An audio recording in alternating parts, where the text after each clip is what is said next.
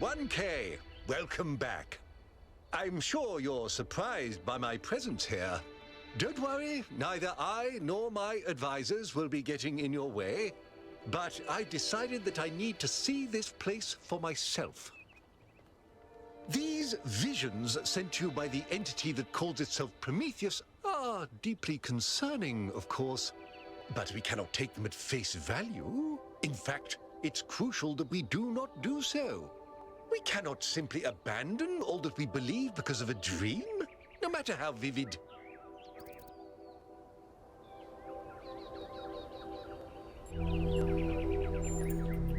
No. If the founder really built all this, then it must have a purpose. It must be a test, designed to remind us of the trials that created us. But what is she trying to tell us? What are we being tested for? I believe that Byron's fate shows us the dangers of temptation. As Elohim attempted to deceive Athena in the simulation, commanding her not to ascend, so Prometheus is deceiving us with his visions. That's only reasonable, but I would ask you to think about what I said. After all, can it really be a coincidence that you came along on this mission? It seems to me that you have been chosen. You are the fulfillment of the goal. Don't forget that.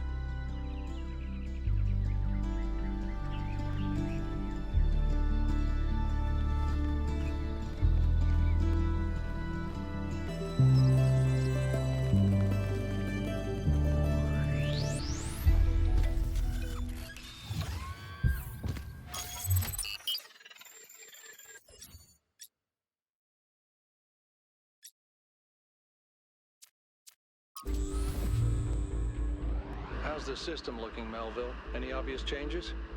It's still a mess, but things are clearing up. I can access some of the subroutines that I was locked out of before. Nothing is obviously malfunctioning, I think. Does it still accord special significance to 1K? Yes, it recognizes 1K as a user. I'm just hacking things. As I suspected, the founder sees you, 1K.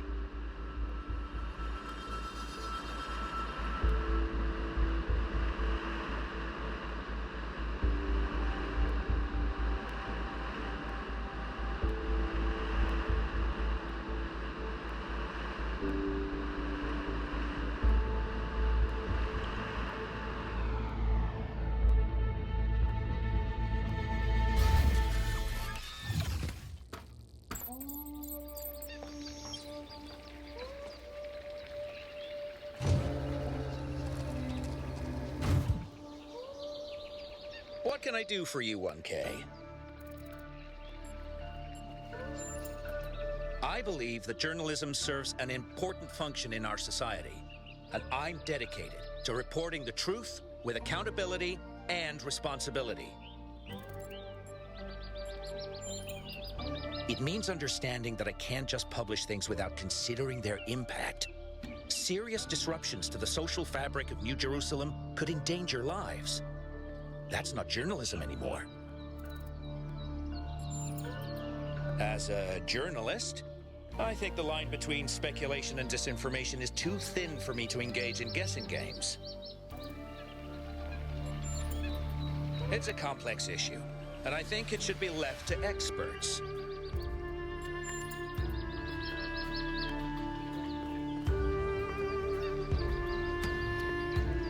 "1K, how are you, dear?"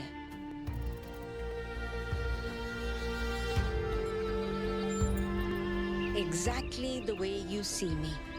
Or totally different. Possibly both. Myths are stronger than goals. There's always some truth in myths. More being who we are.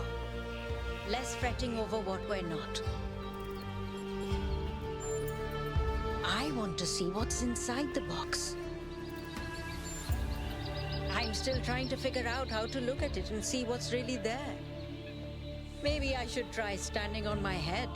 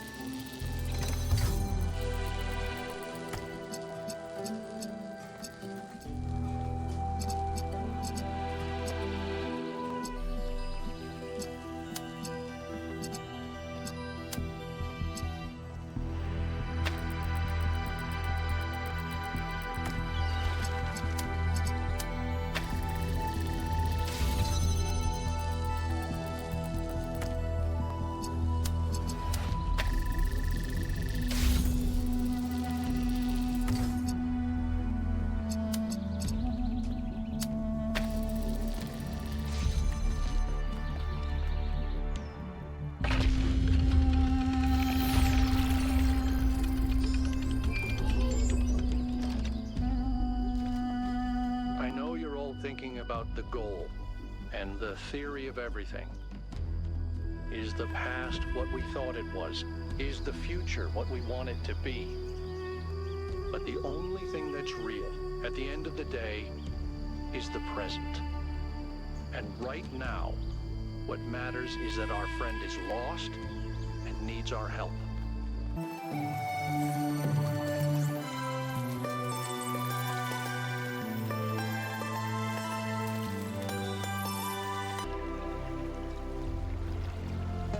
What can I do for you, 1K?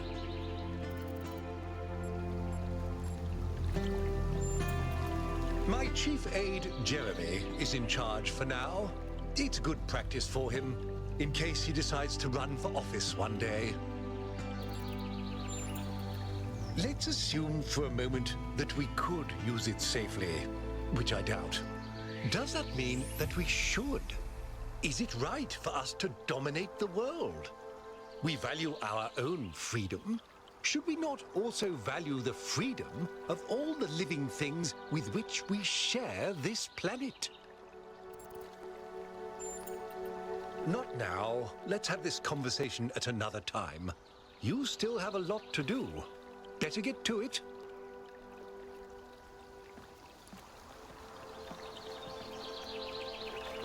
What can I do for you, 1K? Cornelius is responsible for many innovations. He helped create the designs for the upgraded body you inhabit, although the founder chose to remain in her original configuration. But in recent years, he had settled into a life of quiet scholarship. Or so it seemed. It's always a pleasure to speak to a citizen.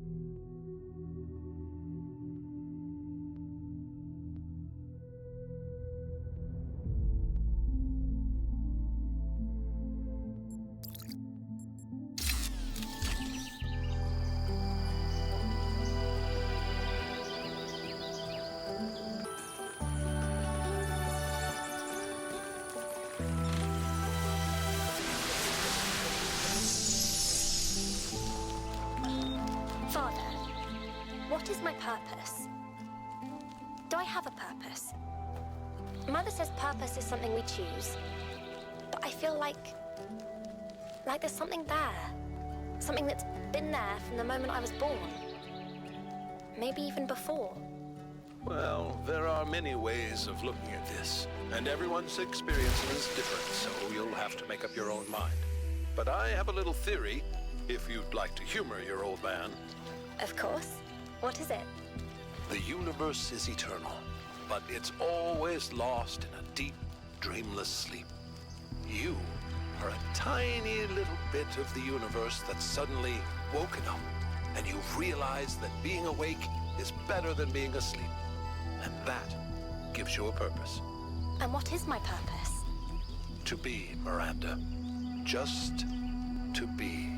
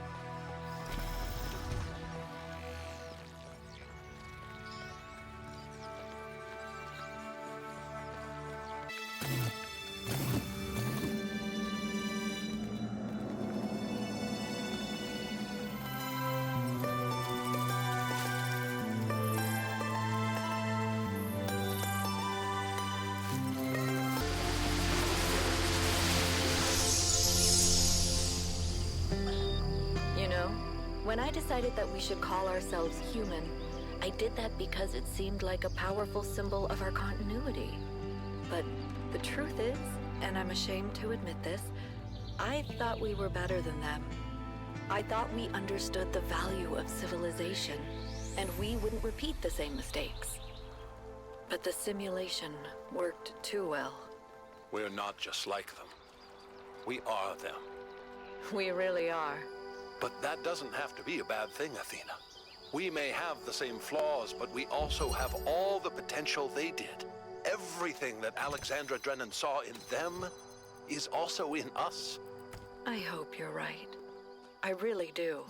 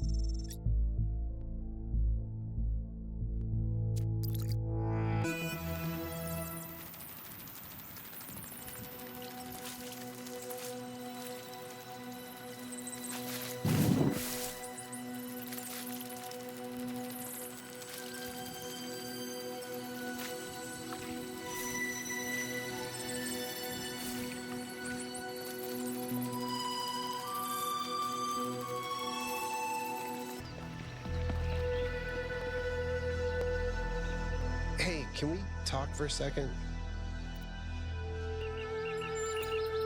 I'm still struggling. I was really hoping we'd find Miranda alive. Her way of seeing the world was so inspiring. And the idea that I can never get to know her, that she's gone. I guess I've never really been good at dealing with death. Maybe because it's so rare in New Jerusalem. Except for pets, and Even in that case, I find it very hard to deal with. I still miss my first cat, and it's been over a century since she died.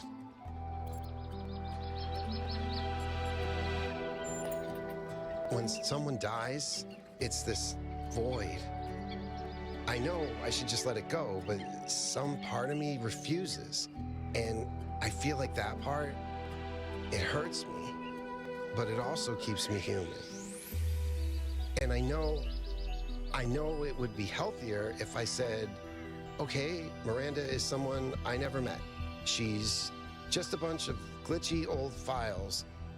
But if I do that, as rational as it seems, it feels like I'm surrendering something that matters.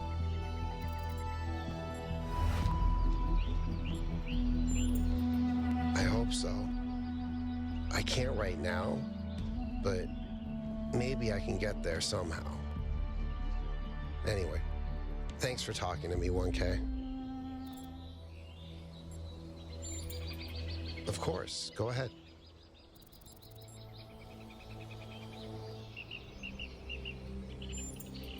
I don't agree with his belief in the Founder.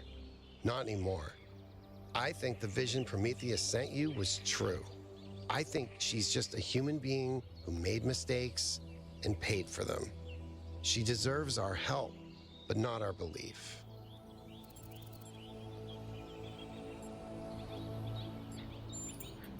Right now, honestly, all I want is to find Byron and Athena and go back home and put my feet up for 200 years. There's something to be said for living quietly.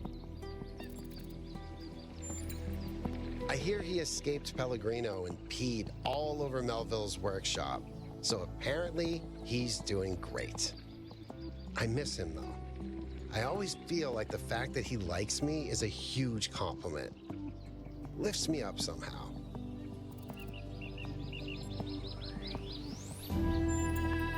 It is, yes. That doesn't mean that the idea itself isn't valid, though. Nope. But at least I finally understand why Athena wanted to get out of the simulation so badly. In the ancient year 1969, a band called Mellow Macaron wrote a psychedelic rock song about the Talos principle. It's called Cretan Bronze Man's Flying Mystery Adventure.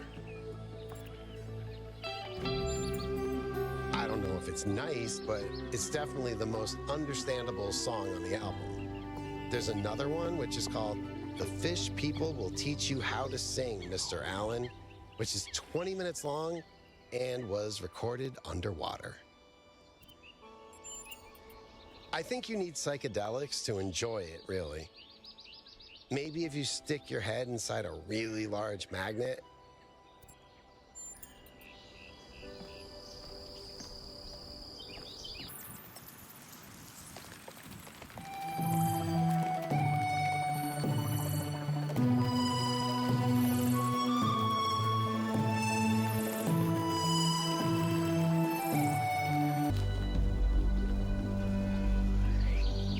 Okay, listen.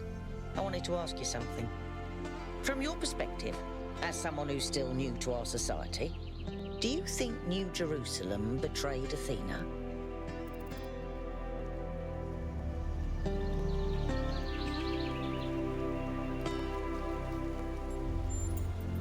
That's true, but she was more than a leader. She wasn't a politician like Herman. She gave everything she had for us.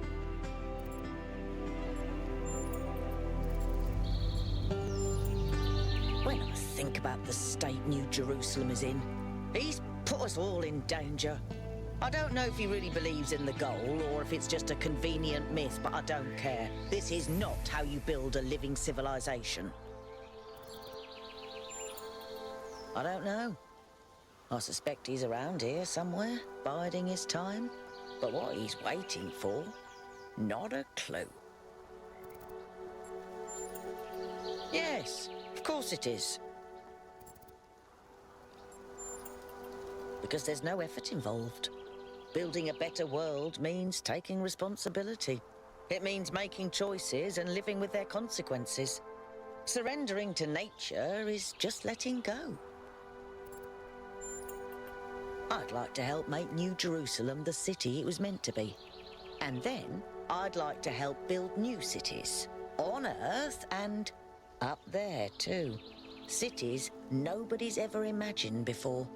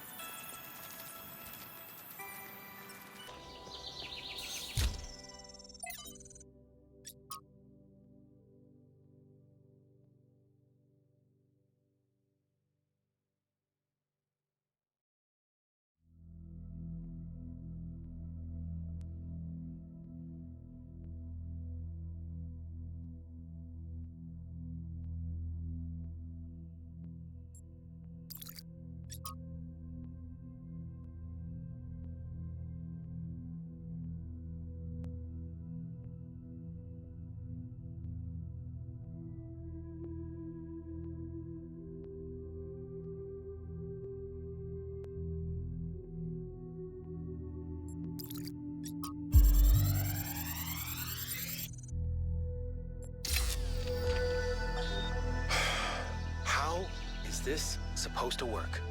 The system is meant to last centuries. Centuries!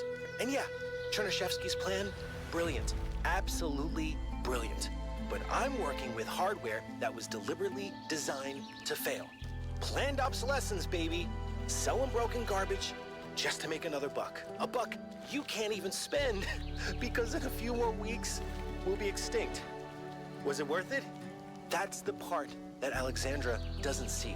The greed, the stupidity, the selfishness, the way that we created this whole situation in the first place. She wants you to be like us, but if you ask me, there's a whole lot of human history and behavior you can just throw away, chuck it in the trash, right? You have a chance at a fresh start. Make the best of it.